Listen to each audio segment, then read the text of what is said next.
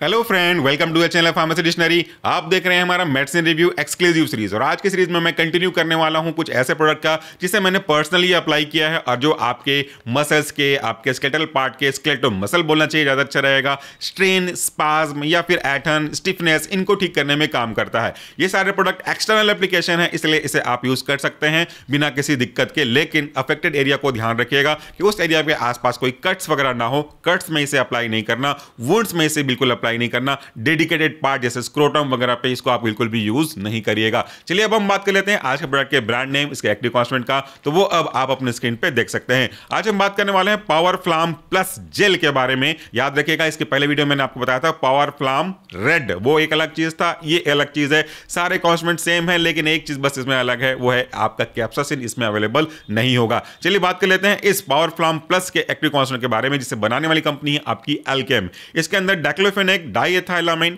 Virgin linseed oil, methyl salicylate और menthol gel use किया गया है। इसमें कैप्सासिन यूज नहीं किया गया रेड की तुलना में। तो कंपेयर करेंगे तो रेड वाला डेफिनेटली ज्यादा काम करेगा। मेरा पर्सनल एक्सपीरियंस है भाई, आप डिफर हो सकते हैं।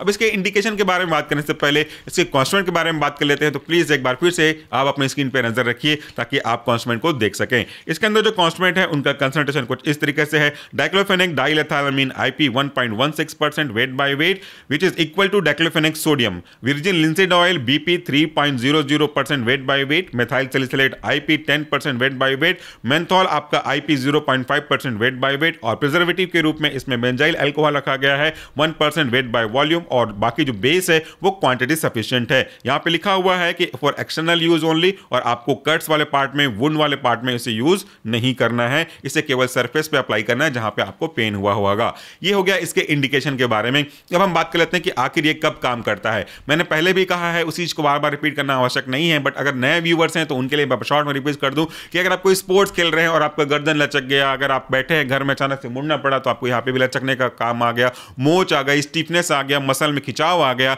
या फिर फ्रैक्चर का दर्द हो रहा होगा जो मेरे साथ हुआ था, तो उस केस में आप इसे अप्लाई करके अपने पेन से काफी हद तक रिलीफ पा सकते हैं। मेरा पर्सनल ओपिनियन है, अगर आप इससे एग्री करें तो अगर आपकी मेडिसिन की उतनी जरूरत नहीं है, बहुत ज्यादा पेन अगर नहीं हो रहा कि आप सह ना पाए, तो इंटरनल मेडिसिन लेने से अच्छा है कि आप एक्सटर्नली चीजों को यूज करें, क्योंकि इसमें आप देखेंगे मैक्सिमम चीजें नेचुरल ओरिजिन है, केवल डाइक्लोफेनेक को छोड़ करके, तो इससे कोई ज्यादा हार्म भी आपको देखने को नहीं मिलेगा।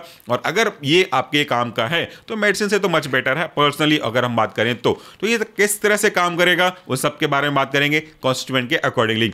पहला जो कॉन्स्टेंट है आपका वो है डाइक्लोफेनेक। ये आपके NSAID कैटेगरी को बिलोंग करता है। NSAID कैटेगरी के ड्रग कहने का मतलब होता है ऐसे ड्रग जिनके अंदर मुख्य रूप से 3 प्रॉपर्टी पाई जाती है। उसका फुल फॉर्म अगर बता दूं, non steroidal anti inflammatory drug. इनके पास एनाल्जेसिक, एंटी इंफ्लेमेटरी और एंटीपायरेटिक एक्टिविटी पाई जाती है, यानी कि दर्द को, सूजन को और बुखार को कम करने की क्षमता इनके अंदर होती है। चूंकि ये एक्सटर्नल एप्लीकेशन है इसलिए बुखार का तो इससे कोई विशेष संबंध है नहीं, लेकिन हाँ थोड़ा बहुत तो इफेक्ट आपको देखने को मिलेगा। ऑब्वियसली अब्जॉर्ब होगा तो काम करेगा। टेक्निकली अगर हम बात करें तो इट्स एफिकेसी और पोटेंसी दोनों में डिफरेंस है, उसके बारे में तो अभी बात नहीं करेंगे। चलिए बात कर लेते हैं कि आखिर ये काम कैसे करेगा।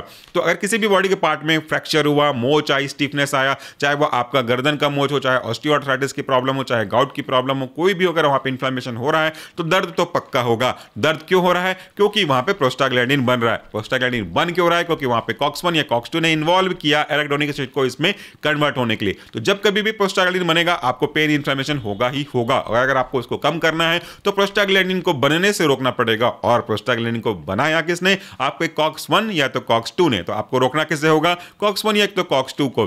यहां पे डाइक्लोफेनेक आपका जो है वो प्रिफरेंशियल COX-2 इनहिबिटर का काम करता है, जो कि COX-2 को प्रिफरेंसी देकर के इनहिबिट करने का काम करेगा। मैं अगर आपको सब क्लास के बारे में बता दूं तो पहला होता है नॉन सेलेक्टिव COX इनहिबिटर, दूसरा होता है प्रिफरेंशियल COX-2 इनहिबिटर, तीसरा होता है सेलेक्टिव COX-2 इनहिबिटर, और चौथा होता है एक ऐसा ड्रग जो कि स्ट्रॉन्ग एंटीपायरेटिक, माइल्ड एनाल्जेसिक और वीकर एंटी इन्फ्लेमेटरी ड्रग होता है, जिसके अंदर का एग्जांपल आपका पैरास्टामोल होता है। और यहां पे डाइक्लोफेनेक प्रिफरेंशियल COX-2 इनहिबिटर का एग्जांपल होने के कारण से ये COX-2 को अफेक्ट करता है प्रिफरेंशियली, ताकि आपके प्रोस्टाग्लैंडिन की सिंथेसिस को रोका जा सके। अगर प्रोस्टाग्लैंडिन की सिंथेसिस रुक जाएगी तो जिसकी वजह से पेन, इन्फ्लेमेशन हुआ था वो धीरे धीरे धीरे कम होने लगेगा, depends upon the time and types of application. इसके बाद अगर आप दूसरे कॉन्स्टेंट के बारे में बात करें तो दूसरा कॉन्स्टेंट है आपका लिंसेड ऑयल, जो कि एक ऐसा एजेंट है जो कि ऑयल डेरिवेटिव है। ऑब्वियसली स्पेशली फ्लैक्स सीड से डेवलप हो जाता है, ये आपके लिए माइल्ड एनाल्जेसिक और एंटी इंफ्लेमेटरी एक्टिविटी देता है। तो दो सेम एक्टिविटी ड्रग को अगर हम साथ में मिला देते हैं तो उनका असर कंबाइंड इफेक्ट के रूप में दिखता है। जैसे दो दोस्त या दो से अधिक दोस्त कंधे से कंधा मिलाकर काम करेंगे तो कोई भी काम आसानी से और जल्दी से तो होगा ही होगा। यही आपके लिंसीड ऑयल के काम करने का तरीका है।